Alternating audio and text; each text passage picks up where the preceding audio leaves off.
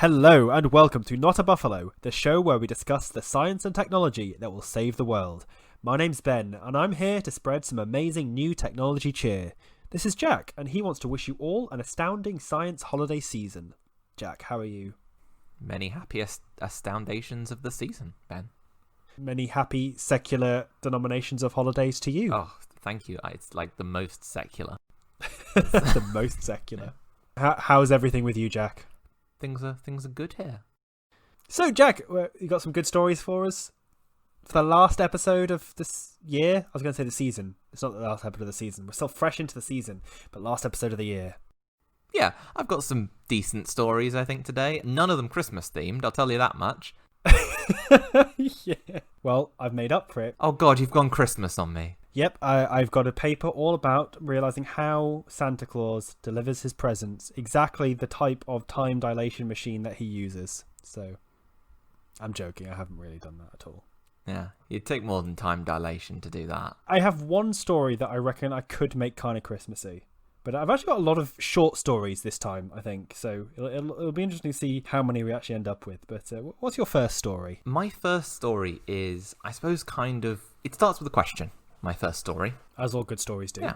And the question is, Ben, how would you go about hiding a gigantic volcano? I'd probably paint a face on it. So that's not a million miles off what actually happened. It's just the logical thing to do. Yes, Earth disguised this enormous volcano as a bunch of smaller little volcanoes.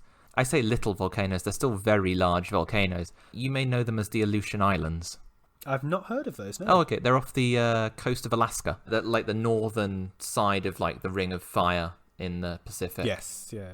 It's not conclusive yet, but a new study has been released, actually presented today, by the American Geophysical Union, which tested samples from various Aleutian Island volcanoes. They're a volcanic island chain, so each island is around an active or extinct volcano, in most cases active, and they're saying basically all the evidence points to these islands being vents from a caldera. You know what a caldera volcano is, right?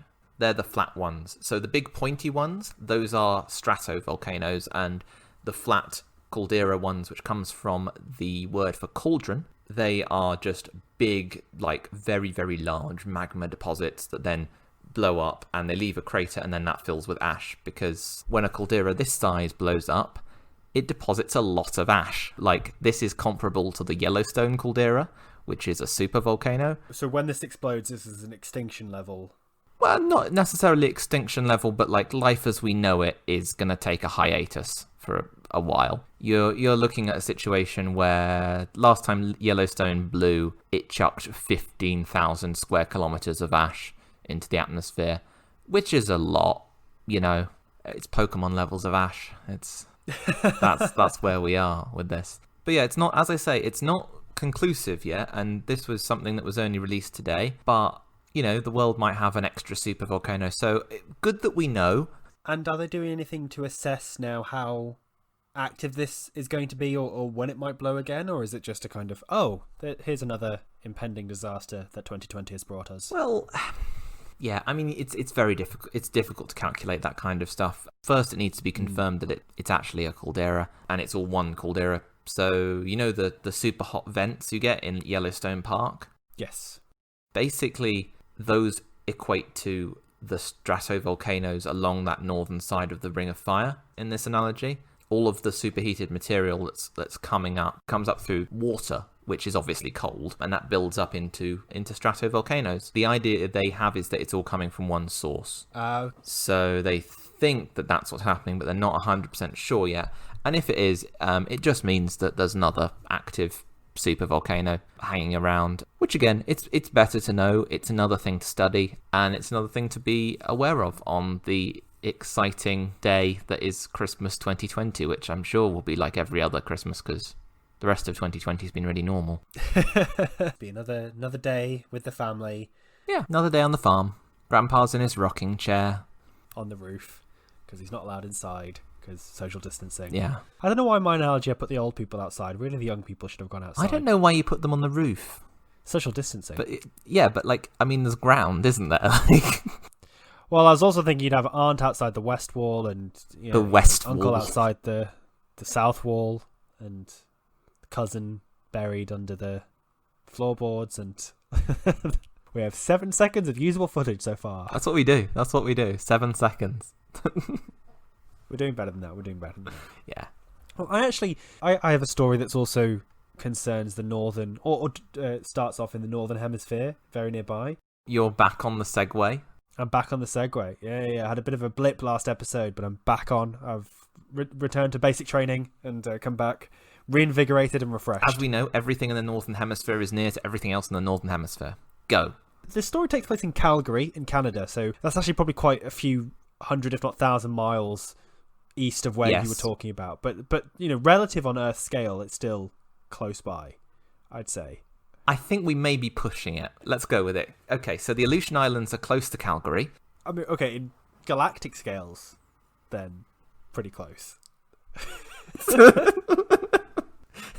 On galactic scales, I feel like you need to give me more space, Ben. The University of Calgary joined forces with Xylem Technologies, which is a US-based water technology, and with Village Brewery, which is a Calgary-based craft beer maker, to make a crisp blonde ale. But the distinctive thing about this is they reused wastewater. I mean, that does sound delicious. Actually tasted really good. It's like the headline of the article is, "We brewed beer from recycled wastewater and it tasted great." That's cool. A little bit of context, as the Earth's population is projected to reach 9.7 billion by 2050, and we already have a third of the Earth's population that doesn't have access to safe drinking water. Let alone beer. But reusing wastewater for drinking and, more importantly, for brewing is going to be crucial. And they had a look at doing this. I mean, it went through an incredible process. So they took wastewater from a treatment plant. So this is water that's come from sewage, gone to a treatment plant, and then it gets ran through a series of purifying steps. And again, I love the words in this. It's how I choose all my stories, as we know. But it went through ultrafiltration, then ozonization, which is where they react it with highly reactive forms of oxygen to, again, help purify it. Then it undergoes UV radiation, and then finally reverse osmosis to make it super pure water again. They talk about some of the pathogens and bacteria that they were trying to remove from the water. I'm not going to go into that. That's not the important bit. The important bit is the beer. The important thing is they removed them, and it was safe enough to drink, and not only safe, was also delicious. And they had a really great tasting beer, and they gave it out at the launch for people to drink. And it was based on technology that's already used in Singapore, Germany, and California, and could be used more widely as well. So it's kind of a proof in concept of the ability to reuse wastewater, and it's something that I think they say in the article, there's not a big market for it at the moment. A lot of people probably don't know where their water comes from, but if anyone, all it takes is one journalist to say, "Oh, by the way, your water doesn't come from the fresh spring that you thought it would, but it actually comes from a wastewater plant," to cause an absolute uproar. And so they're partly saying we need to get people more comfortable with the idea of we can. You have to own it to do something like this. You've got to really go, yeah, no, this is what we're doing, and we're proud of it. Yeah, and it's just proving that we can reuse wastewater, we can purify it enough that it's not only safe but also tastes great, especially when you turn it into beer. That's really cool. I'd heard beers being made from rainwater before, but this is the first I'd heard of it was possible to do it with wastewater. You said it's like existing technology that's used in Singapore. Is there any more about that? Like, how long has this been going on? And it's just not been popular in the West, I guess.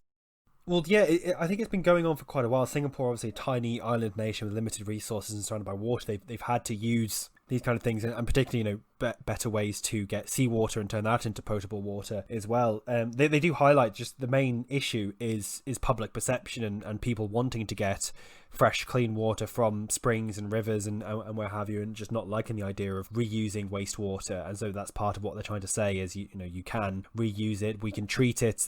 All this technology exists that we can treat well enough. And I think as well, it's it needs to scale up and get a little bit more effective as well, which also requires the investment from governments who kind of realise the issue of not having enough water and clean water, and this actually being a very viable alternative. That's a really cool story.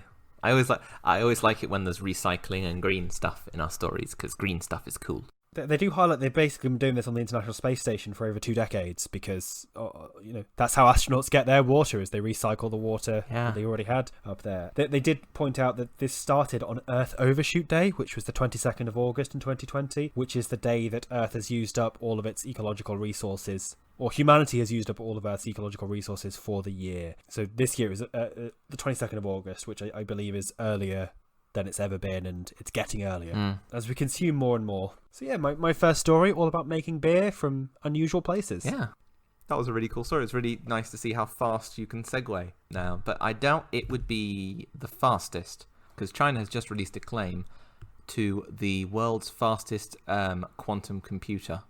Ooh. Yeah. It's a specialist computer, so it's a specialist quantum computer.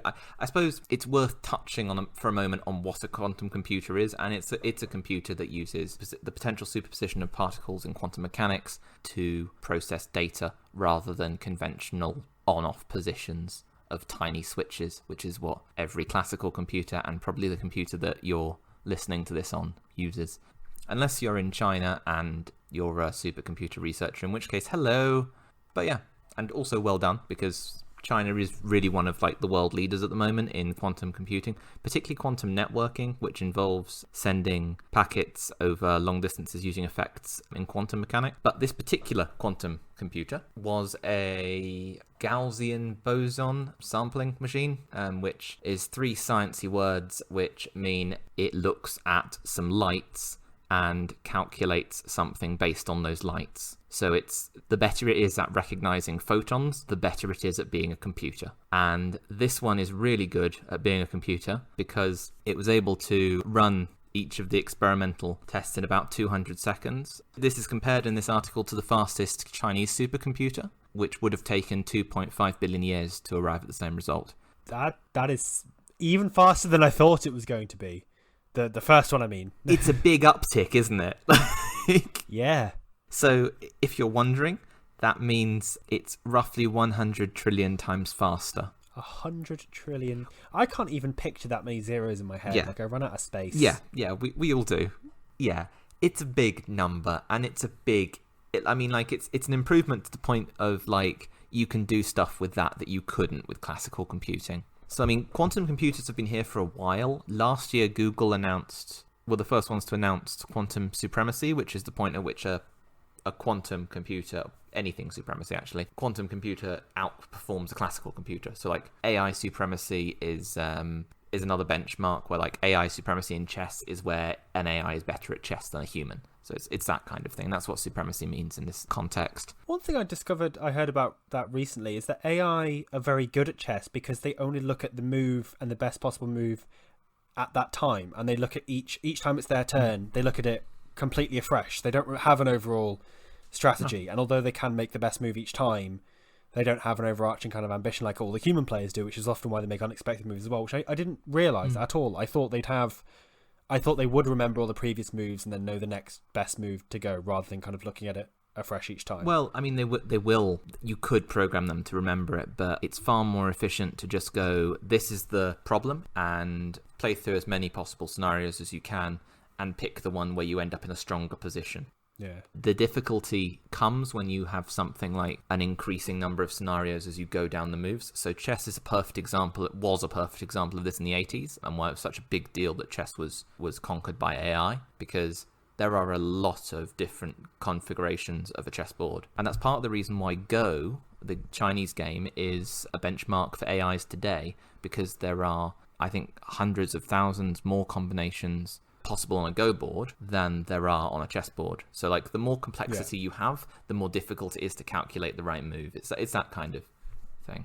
That's incredible though, and because they're still very much in the experimental stage, aren't they? Quantum computers, they're not able to easily create them and use them in every day, even as replacements for, say, military supercomputers or anything like that. There are places where they're used, the special types of research where they can be used, like this, but at the moment they are specialist machines. It's not yet at the stage where a general purpose quantum computer is useful in most scenarios, or is any better than a classical one. But this is where it will start, is in these specialist areas. and then we learn how to use the technology. I had a story on here a few months back where a group of scientists had figured out how to run a quantum computer at a higher temperature than normal. And that's still a huge barrier, because in order for the effects of quantum mechanics that these computers run on and rely on to make calculations, the particles need to be very, very cold, because otherwise the effects of quantum mechanics just fall apart and they stop working, and you're left with just a bunch of particles. That's true, and also doping's a big issue. I actually have the perfect segue story, which is also about doping quantum devices. About doping quantum devices, yeah. What's meant in this situation is when you dope a quantum device, it's when you, in order to make a semiconductor conduct electricity better, you chemically dope it with another element. So, for example, you dope it with a small amount of phosphorus atoms added to silicon, which produce an excess of free electrons and allow electrical current to flow. However, they've realized that this completely throws off when you're trying to make quantum devices, because they work at such a precise and tiny scale. The few additional atoms of the phosphorus meant that you couldn't make an identical quantum device each time, because even if you sprayed it in exactly the same way with the exact same amount, the atoms from the chemical would disperse randomly or slightly differently throughout the device. University of New South Wales in Australia have led a study where they've been able to, they basically figured this out as the problem, and so they worked with collaborators in Cambridge, and they were able to dramatically improve the reproducibility of quantum devices by removing this need for doping. So fortunately, doesn't go into a huge amount of detail as to what they're doing instead of the doping they were doing for the purpose of making the semiconductors more conductive, but they've basically said that they can now remove the need for this doping. It's easier to perfectly reproduce the device over and over again, so then you can, like a small quantum chip, which you then obviously put together into building a quantum computer, and you remove a lot of the fuzzy wuzzy randomness that throws off quantum mechanics so much. Yeah, so they said they actually managed to make 9 devices and all showed identical quantum properties and electrical performance, which is potentially a massive breakthrough that could really help quantum computing, along with the Chinese breakthrough that Jack was just talking about as well. So that's a lot of quantum for you. Are you sticking with quantum, or are you moving completely elsewhere in science, as we love to do in this show? It's just quantum 1 minute, fish the next. We're leaving the quantum world and we're coming back up to the regular sized world. But of course, not because we've been down in the quantum world. We're going to stay like a little bit scaled down. So mine is about a tiny return vehicle that's come back from space. Obviously, most returning spacecraft are like still decently sized. This one is about the size of a wok. And it is the Hayabusa 2 capsule, which landed yesterday in Australia. This is from the Japanese Space Agency, right? Yeah, it is. It's back in 2010. Their first Hayabusa capsule was the first to land on an asteroid, grab some material, and then return to Earth. And this Hayabusa capsule has done the same. It's landed on a carbon-rich asteroid, which is really cool, because those might be where the elements for life first landed from on Earth. Oh, wow. Yeah, right. So it's like, this is, for those of you not familiar, this is the theory of panspermia, which is the idea that life on Earth is, in a sense, very alien, because the Earth sort of formed and got to be hospitable enough for microbes, and then an asteroid carrying microbes crashed into the planet, and the microbes were like, yay, arrival. And several million years later, we turned up and podcasted at you as a direct result of those microbes.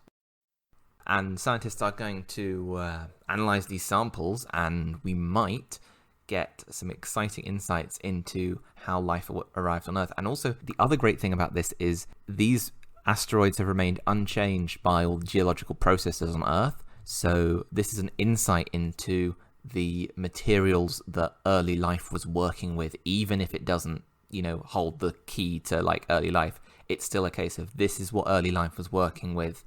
So it gives us a real insight into what climate and atmosphere early life evolved in. So it's like this is such an important area of research, because it's about the origins of life on Earth, not just human life, but like all life. So it's so cool.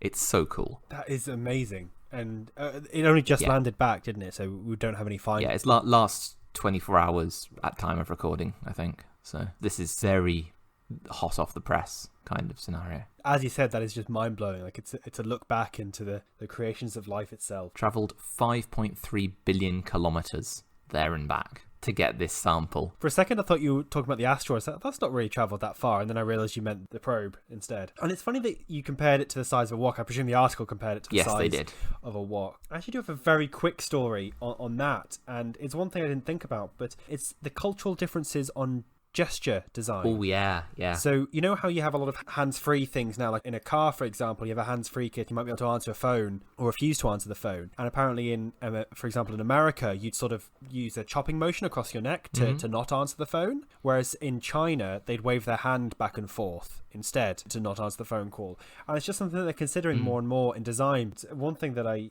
thought was really cool in this is I didn't realize that Chinese people count on their hands differently to we do. So we hold up a finger for 1 and a finger for 2, a finger for 3, 4, 5 on one hand, and China does the same. But then they continue to count up to 10 on the one hand. So they have a symbol which is kind of like, you know, the phone symbol you make with your hand with your little finger and your thumb is like that, but horizontal and held up, and that means 6. And then they have different gestures that mean that go from 6 to 10 as well, which they could all do with one hand. And so it's just another consideration that people have to think about when they're designing gesture technology, which is, you know, becoming more and more common as we get things like smart wardrobes and hands-free devices and things like that. Yeah, it's funny because stuff like this is often like a casualty of software design. Because say you've got, I don't know, a tiny cultural enclave in eastern Kazakhstan which has a specific way of counting on their hands like that. You know, say it wasn't all of China, it was just a specific bit of Kazakhstan. You probably wouldn't get that programmed in. And over time, as that technology becomes prevalent, then that habit culturally will be lost because everyone will get used to doing 1, 2, 3, 4, 5, 6 in the way that, you know, the computer understands, because it becomes a necessity to interact with that technology. It's a really good example of how important the software designer and developer and their own biases and thoughts are, and in software, and why it does have such an important impact. And there's a very real problem and also consideration of the kind of people that Google and Apple and Oracle and IBM and whoever hire, and that the greater the diversity in their staff, the more accessible and probably more interesting and varied technology will be for everyone around the world as well. I mean, there is also the fact that there's still very poor support for lots of minor languages in lots of mainstream programs. It's just that it's an enormous amount of work to program in 10,000 languages or whatever the current estimate of global languages is. Yeah, it's incredible. It's people who live in a tiny remote part who need access to the technology that the rest of the world is used to, perhaps, but you don't program it in for them because 1 billion people speak English, so it makes sense. But if only 10,000 people speak a language, are you going to bother? But it does cut them out of the modern world, essentially. Yeah, it's funny. It's a bigger problem than just diversity in an odd way. It's almost unthinkable that all programs will be programmed in every language at the moment with the current way technology is built and maintained. And then you've also got the issue of maintenance on top of that. How do you update your language files? If a word falls out of use, what do? Do you update that? Do you leave it in because people are used to seeing that word in that location?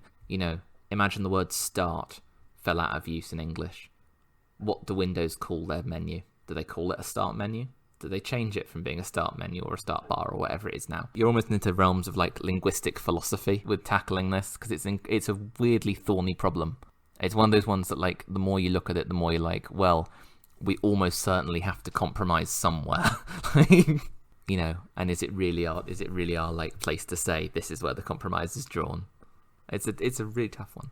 I feel like we're getting into a very big discussion here. So graphene's cool. Are we in a segue? Are we in a segue to graphene? That's not a segue. That was just a blatant, very blunt change in the subject. I just have one last quick story, which is going back to our old friend Graphene.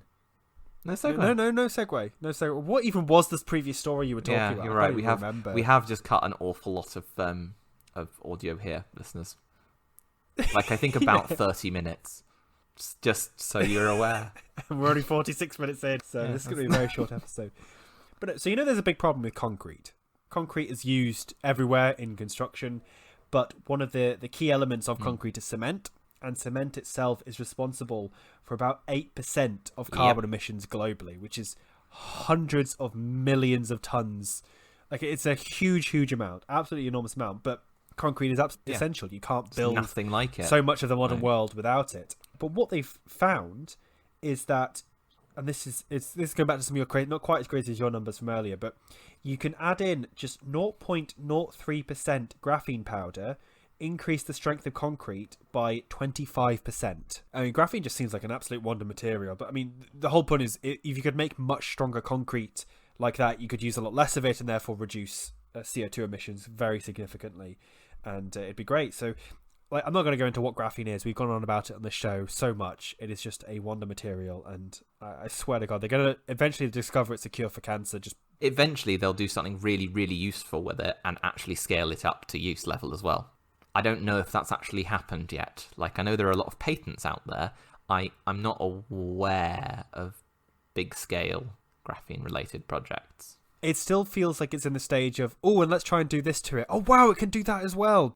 I do have one last very quick story again, which I just liked. This just caught my attention. Some scientists were fishing in Rowley Shoals, about 300 kilometres west of Broome in Western Australia. They found a fish that was 81 years old. Really? I love your change in your face. Yeah, it's a midnight snapper, and they think it's 81 years old. The oldest fish they found in shallow tropical waters was around 60 years old. So this has beaten it by over 2 decades. And it's useful because it helps them understand how fish length and age will be affected by climate change, because I think these shoals have been particularly affected by warming waters in Australia. But yeah, it's 81 years old, which is quite cool. I mean, I know I think it's basking sharks in Greenland or something can be over 300 years old. Like, you can get very old fish, but this is unusual for a small tropical fish in... That's really cool. Did you say what the oldest fish they'd found before then was? Yes, it was about 60 years old. That's amazing. That's like 33% older than the previous one. That's amazing. Yeah.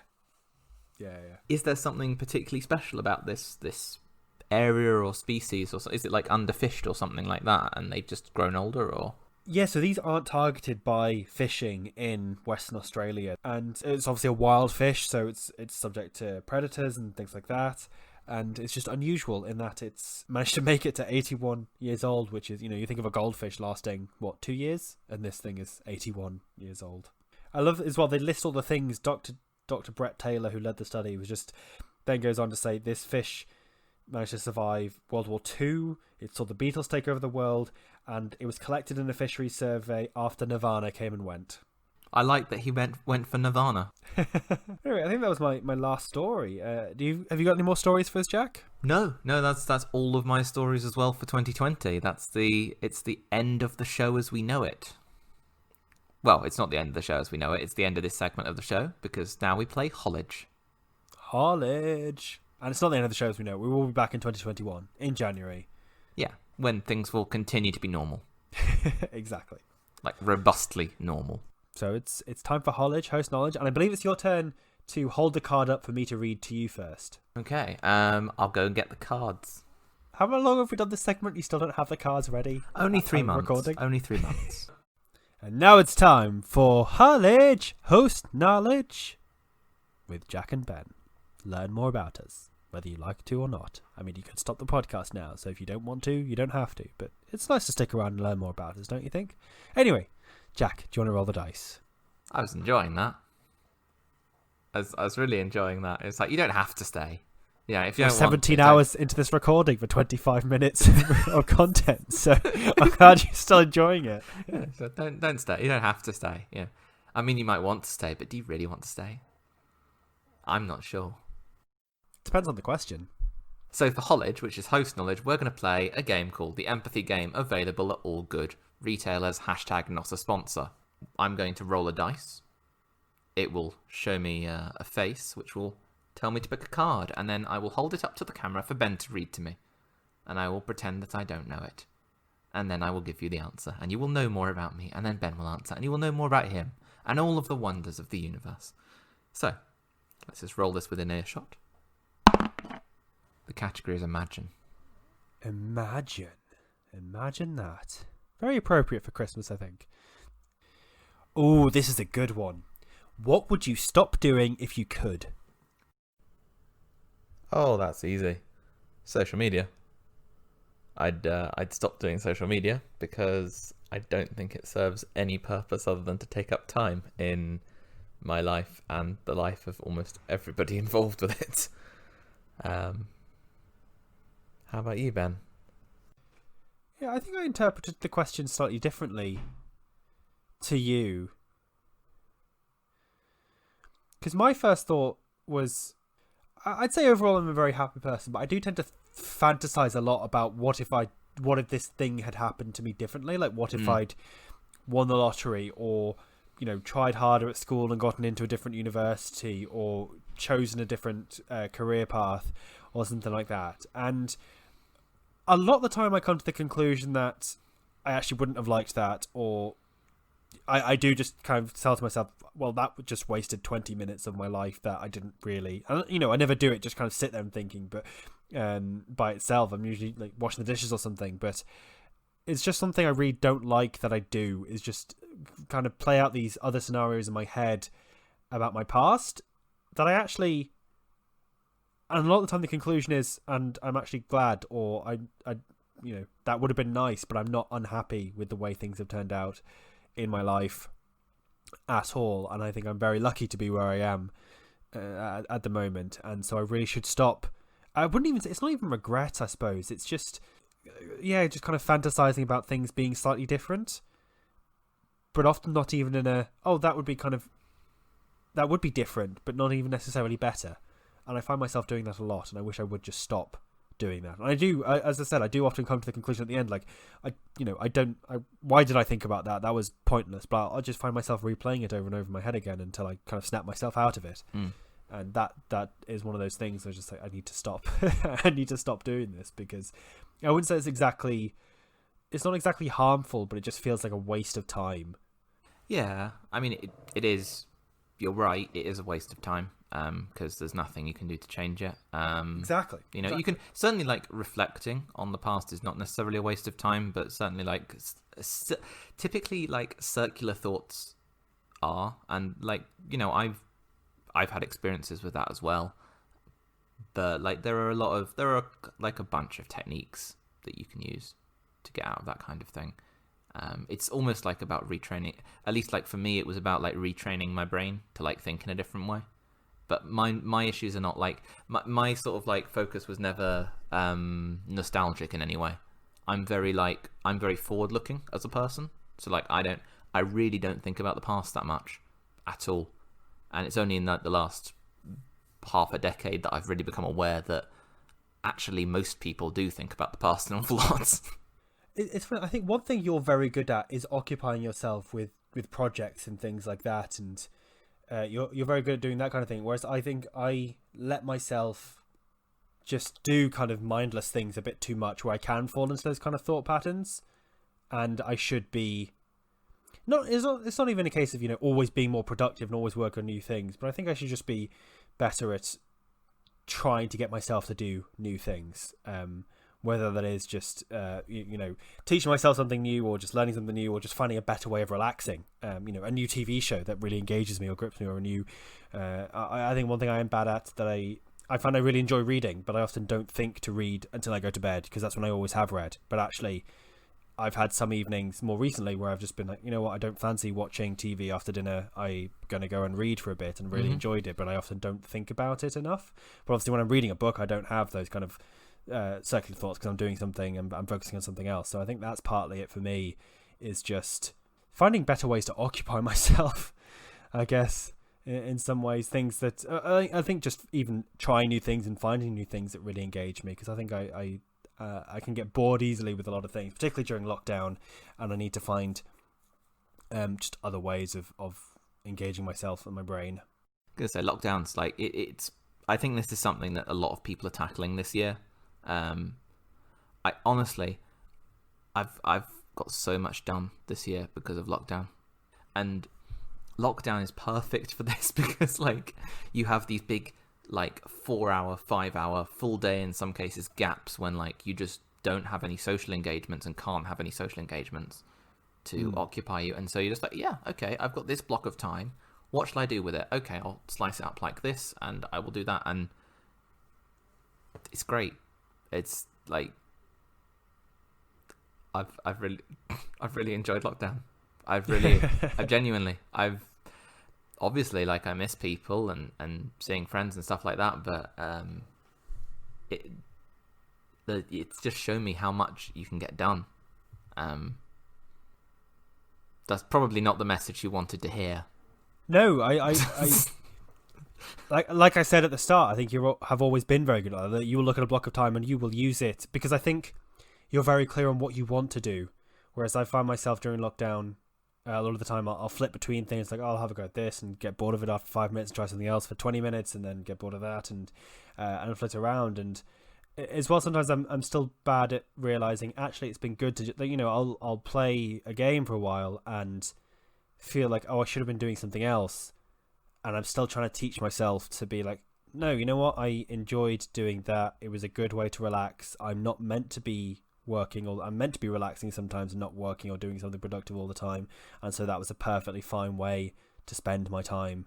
Human beings, not human doings. Yeah, exactly. It's almost another topic, actually, but you're right. It's almost like, I used to know somebody who used to say to me that, there is no should. There is no should, and in many cases there is no need. Like, we'll often say, oh, I need to do this paperwork. Actually, no, I want to do that paperwork because I want the thing that the paperwork will get me, right? And if you think like that, you think about, like, the positives and the thing like that. The need for should just goes away. Because he's like, oh, I want to do this thing. Oh yeah, I do want to do this thing, because I do want that thing at the end of. I do want that prize at the end of the tunnel, so I'll go and do that. Well, thanks for sharing that, Jack. I think it's always good to do a little bit more host knowledge. That was the wrong way round. Oh, well, I enjoyed it. Would you like to take us out, Jack? Yeah. Thank you very much for listening. Please subscribe to the show to never miss an episode, and rate and review us wherever you have the power to do so. If you'd like to get in touch, we are at Not a Buffalo Pod on Twitter and Instagram, Not a Buffalo Podcast on Facebook, or contact us through the website, notabuffalo.wordpress.com. Bye. Goodbye and merry something.